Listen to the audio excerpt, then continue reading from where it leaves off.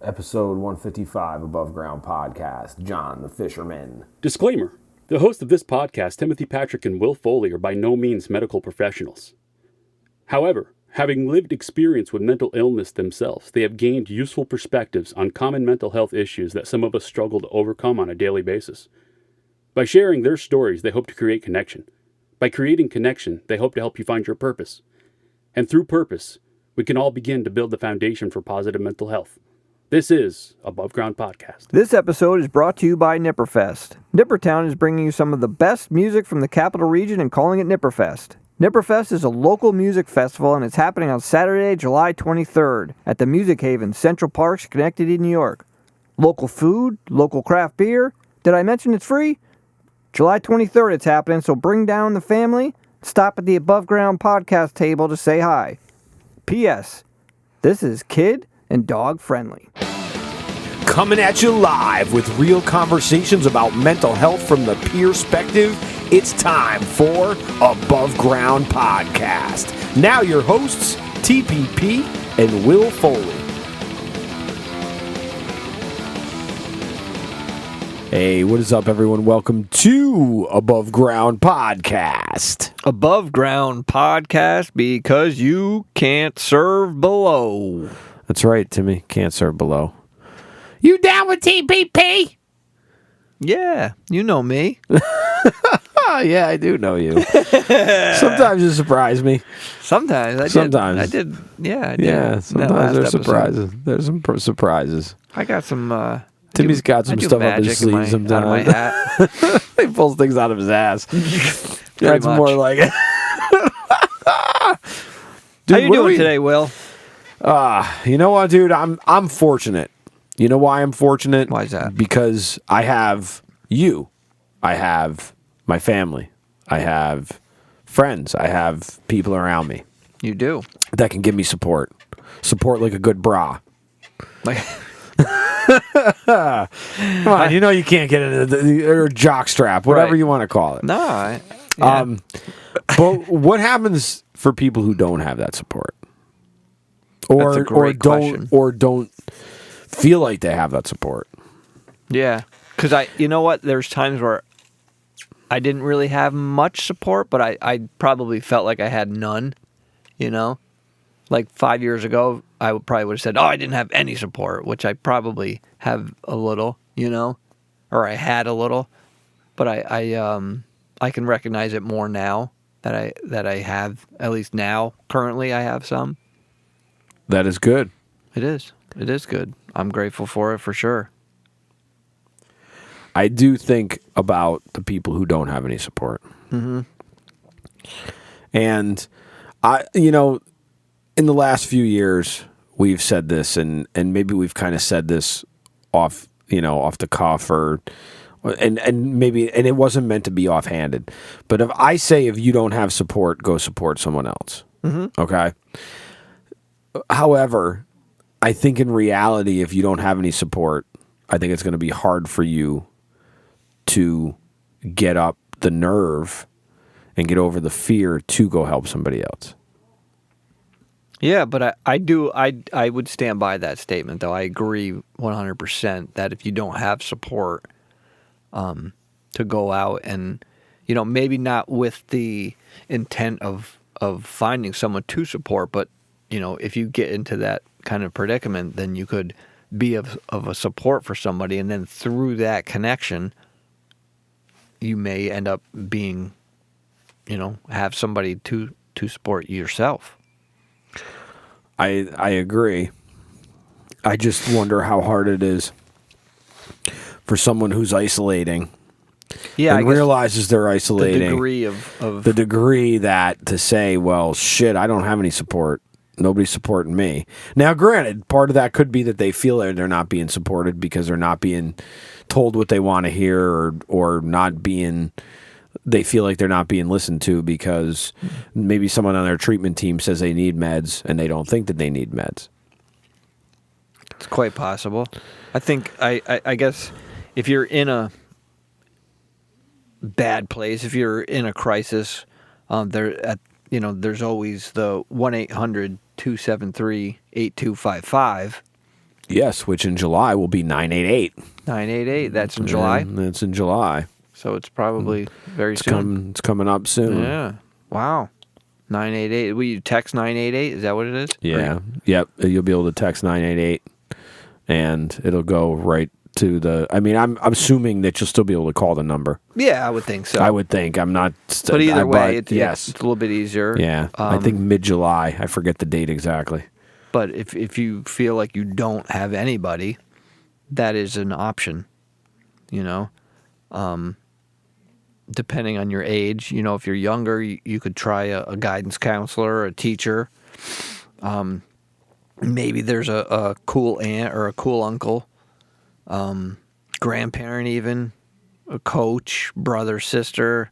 It's hard. I get it. Some people don't have a family. Maybe you know, it could be somebody that you may have met through a similar group on maybe social media, and you could message beforehand and see what kind of person they are, and you know, kind of go with your own gut on that, I guess, if you feel comfortable enough to meet up with the person, and if you find that they have similar struggles or have been through similar situations, maybe it's somebody that you can talk with and open up a bit. Because sometimes just not even getting deep, just talking about a day and to have somebody listen is actually support, you know? It is. But I think people who don't normally have support, though, would find... Like, I really don't know what they would find. If they would find one time beneficial, or if it would just be sort of like one of those, oh, well, you know, they're just trying to be nice or whatever. True. Because it does definitely play. I mean, if you don't feel like you've had any support, there's a difference between feeling like you don't have any support and actually not having any support. But I know what happens with a lot of people. And, you know, unfortunately, you know, in reality, it's happened to me too, man, where you just get so tired of it that you withdraw from the person that has it.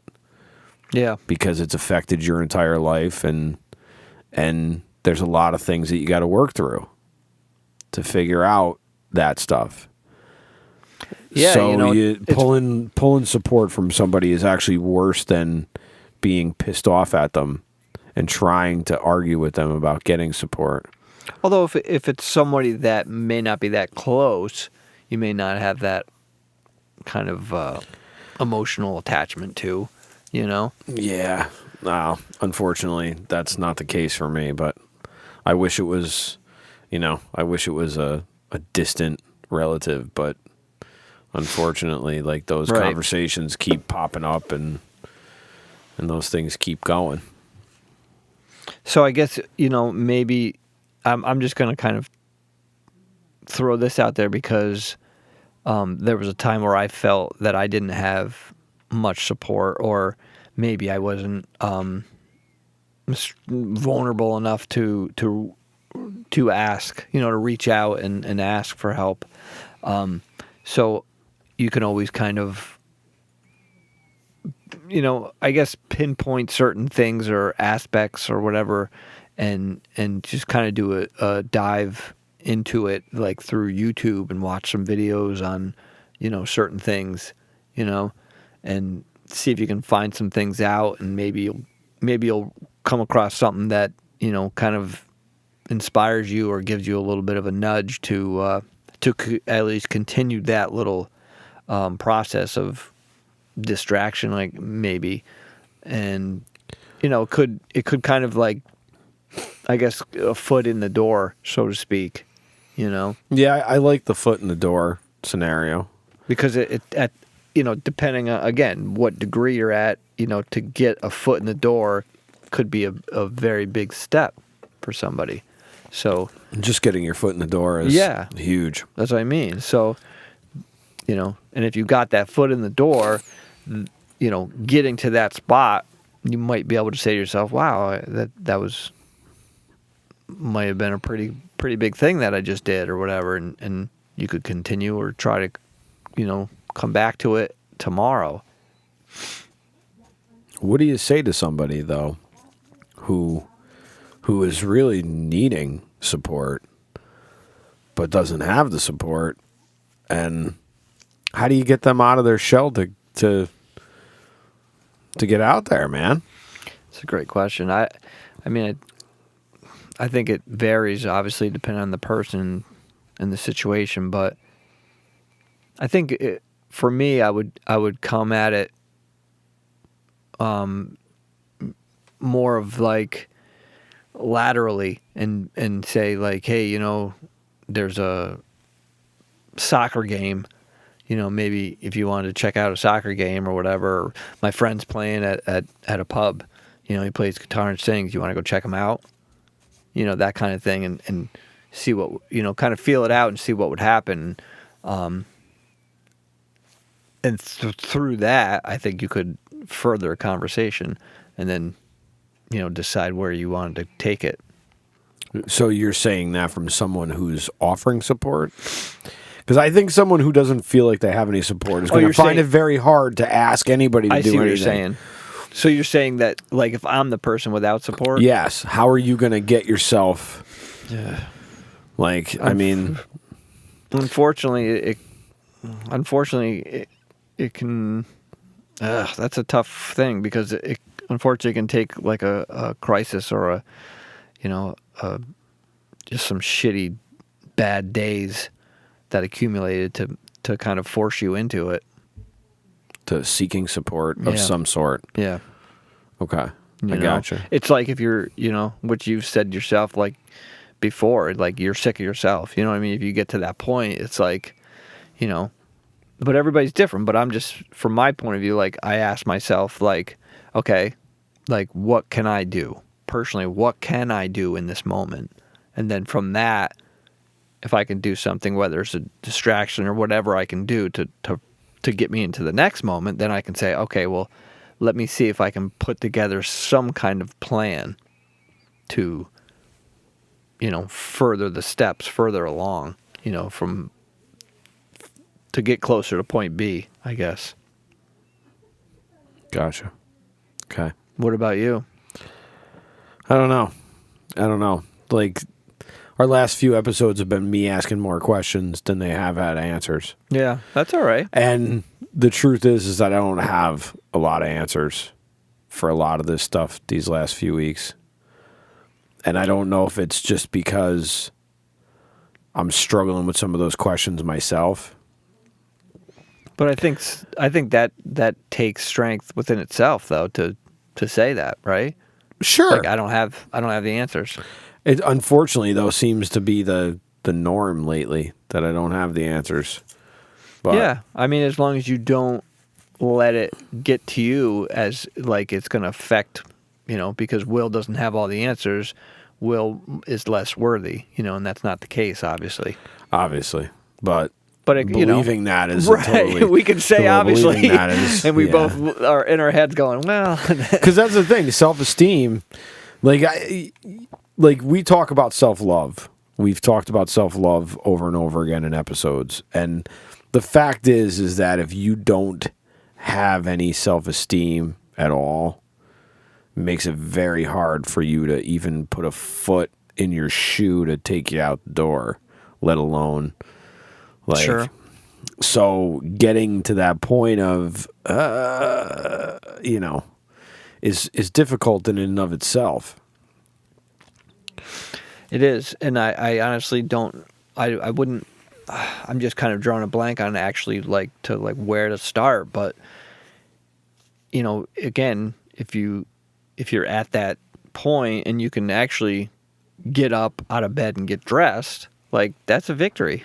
That is a victory. So, and maybe it is. Maybe it's holding those little victories.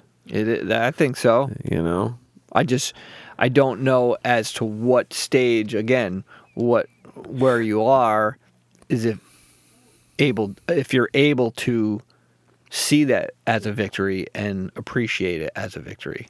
You know, you may just be like, oh, well, I should be able to do more than this. Or, you know, I think we all come up against the should. We can all should all over ourselves, but man.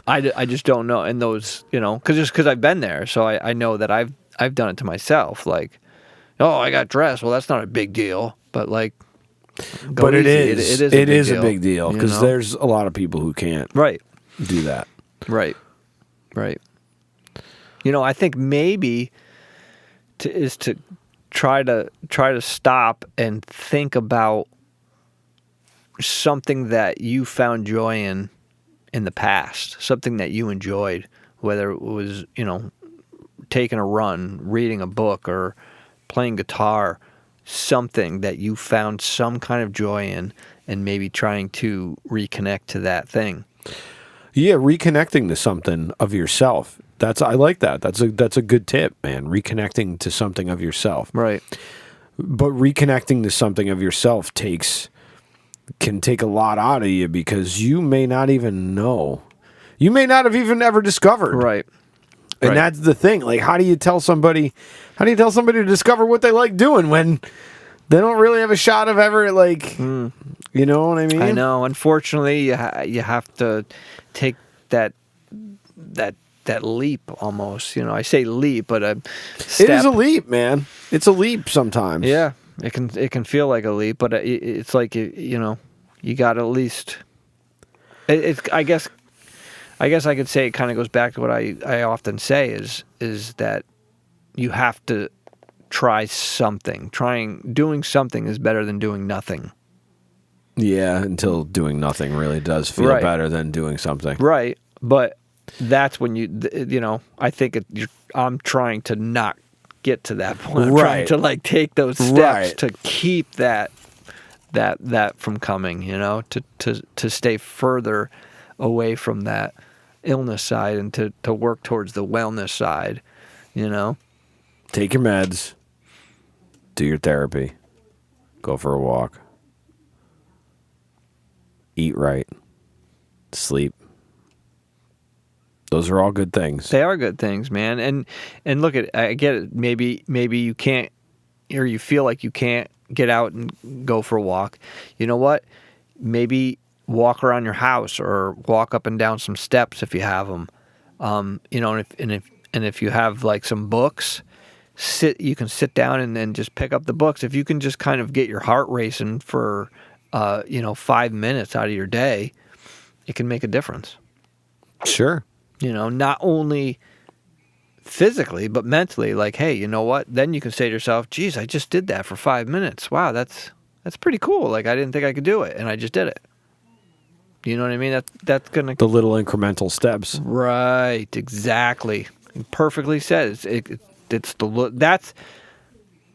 That's where it's at for me. It's the little incremental steps, because I think most people, and I'm not talking about if somebody's already in that stage, but like if you're on your path and you think you're doing okay, and like most people want to set the bar high, I think don't even focus on setting the bar. Set it low, because you could always raise it. You know, so set it low and just do those small incremental steps and just raise it. And then before you know it, the bar's going to be pretty high and you're like, wow, like I did that? Like, and you may need to stop. You may need to go, oh, I didn't really come that far. But like sometimes like I'll do that. And my therapist is like, do you realize where you were at like 5 years ago? And I'm like, yeah. And it's a big difference. It's a big difference. You know, I'm guilty of not paying attention to those little victories. Yeah, me too. And I'm perfect for not giving myself enough credit. Yeah. When credit is due. When Credit is due. Because I'm more than happy to not give myself credit when Right. it's not due. Well, we know that. But it's like giving yourself credit for the things that you do is Right. hard too. It is hard. I don't know. Yeah, that's hard. I don't know really why. What's behind that? I think it's self-esteem. You think that's... I think it really does all come down to self-esteem. And I think how it plays into support versus non-support is that if you don't have your own support, then you really don't have anything. And I know it's very easy to fall down into that hopeless vat of not being worth That's a anything. great term. The hopeless vat. The hopeless vat. The hopeless vat of hopelessness. Yes. The vat of hopelessness. Yes. It's a plethora of hopelessness. The vat of I like the vat. The vat of hopelessness with some like despair sprinkled on top. Despair like fucking sprinkled cheese. The vat of hopelessness. Come join us in the vat of hopelessness. I can see Will now. He's like got this big wooden spoon churning the whole vat. It looks like cheese. It's like nacho cheese. Come get it, extra sloppy. That's right, on your nachos. That's right, your nachos. Nachos. You're nacho. Oh man, I don't even remember where we were. Where am I? Support. Okay. Yes. How do you support your nachos? You support them with a good cup. With a good cup. With a good cup. You're right. With a. You support them with a lot of cheese. A lot of cheese. And some jalapenos. Oof. Jalapenos on a steak. See now jalapenos can not to everybody, but some people it can activate their anxiety. Yeah, I believe it. I believe that spicy food can. Yeah. Spicy food just gets me going, man. I love it. Yeah? Love it. Yes, love it. What do you do? I'm a self-abuser, though. So, I'm surprised I'm not a cutter, actually. But, yeah, kind of. Not really. I mean, it's not like I think about those things. Yeah, but thankfully you're not, thankfully I'm not, Yeah, I didn't really have any. But, I do like to abuse myself, though. Yeah. I guess that can be a bit of a distraction. I'm not saying it's a positive distraction, but... Might not be a positive distraction. No, it's definitely not. It's more of a dysfunctional or negative. Dysregulated. Yes. Dysregulated. Yeah. And, again, it's hard to...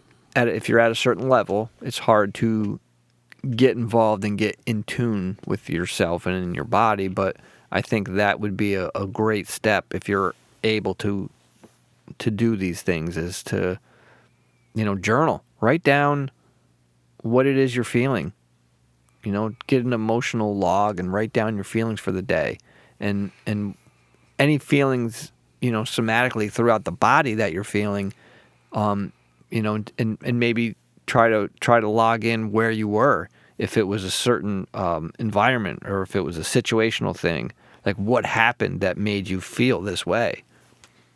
It's again, it's tough work, but But it is the work, though. It's the work. That's the work of and of making yourself of recovery. Is that you? Unfortunately, when you're recovering from anything, anything is difficult, but when you're recovering from a mental illness or a setback, a crisis, it can become very disheartening when you find yourself in the same spot again, over and over again. And you start questioning, like, okay, is this really, really worth it? Is it really worth it? And I hope for you that you find the yes in that, because you are worthy just by the fact that you're here and you're on this planet at this time doing these particular things that you're doing. Absolutely. Yeah. I think going back to what Will said is the small incremental steps are, I feel like that is huge. I think that's really a good place to focus. And not comparing your steps to other people's steps. Oh, absolutely not. No. But it's easier said than done. Because we talk a lot about not comparing ourselves. But it's like, how do you really not compare yourself to somebody? I mean, do you become that tunnel visioned? Do you become that hermit? I mean, I don't think it's necessarily about being a hermit. I think it's knowing. It's as if you that if you pick up a habit that you may have done, an old bad habit for you, right? Even when you're doing it, you're like, yeah, I know this is probably not bad. I know this is not good for me, right? And the same thing with comparing. As long as you understand, like, you know what, this may not be a good idea. You know, don't get caught up in the comparing and if you have to, get off social media. Get off all media. Turn off the TV. You know what I mean? Yeah, it'll still be there when you turn it back on. It will, but I'm just saying for the time being to get you through, you know what I mean? And if you can turn it off long enough to where not only you get through, but if you can gain a little bit of extra strength, that way you can see it and go, you know what, I'm good. Like, if you absolutely have to compare yourself to anybody, compare it to yourself. Compare yourself to yourself from the previous day. I like that. That's pretty damn good right there. That's pretty smart. Compare yourself from the day before to see if you're better. Right. Right. And then what happens if you find you're not? You know, tomorrow's another day. Yeah. I was just going to say, again, depending on where you're at, but those small steps, you know, hey, tomorrow's another day.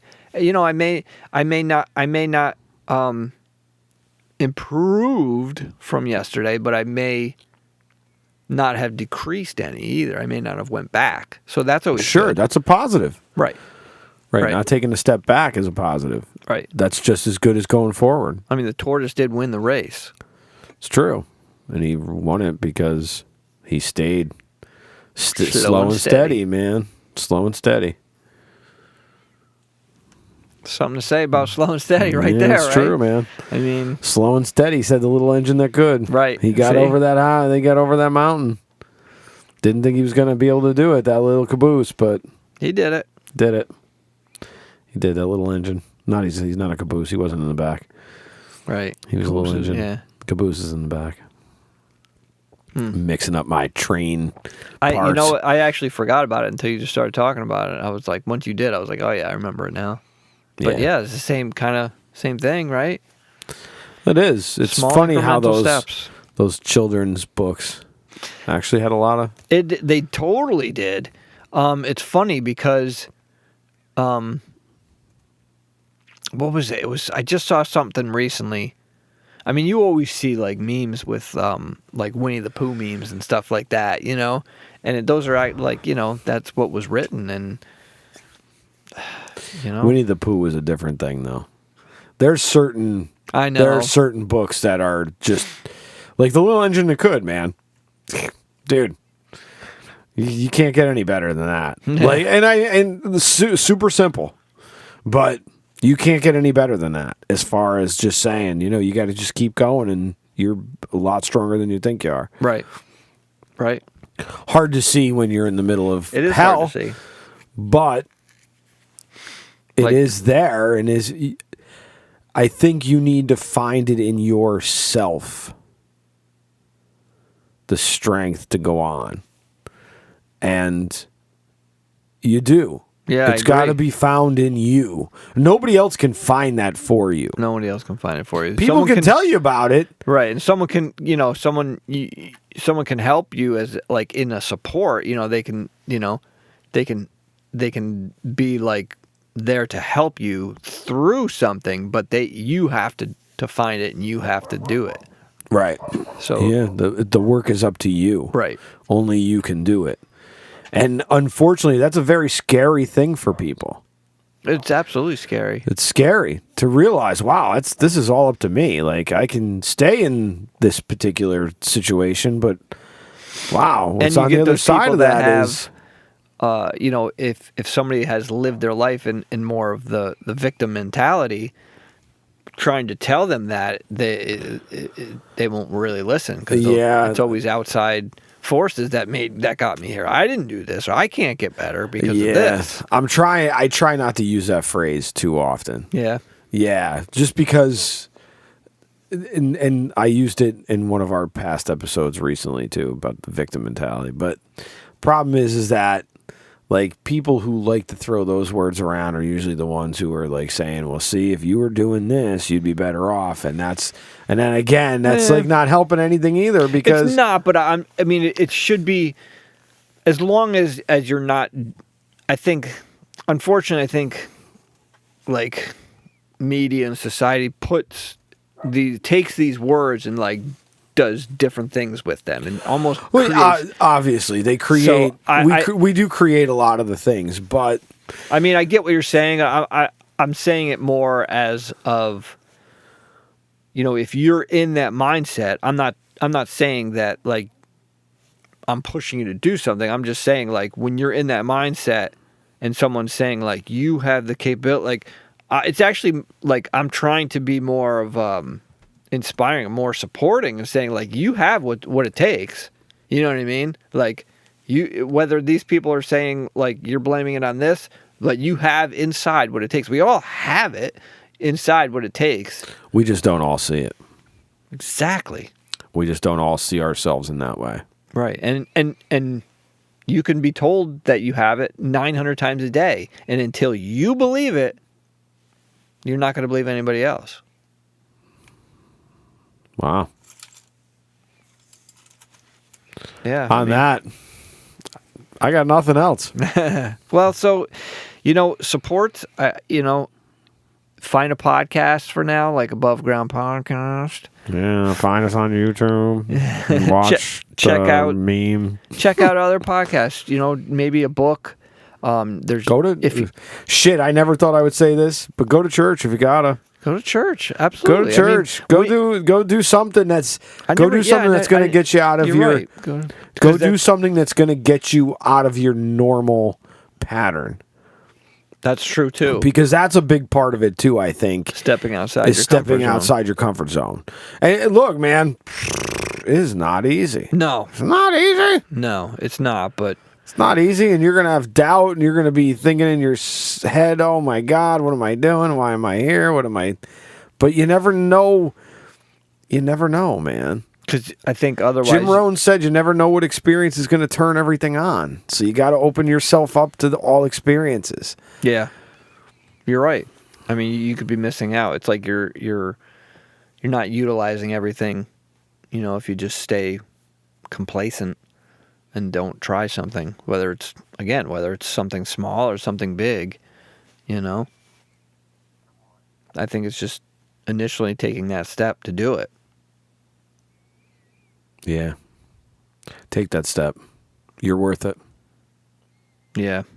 And if you need some resources, you can always check us out on social media, on Instagram. We try to put up some quality stuff. And there's numbers, there's websites you can visit to try and further along your list of resources and support. Yeah, but start with Google. Google some supports and find something. You owe it to yourself to try to find some support if you don't have any. Until next week, be well. Be safe. Be above.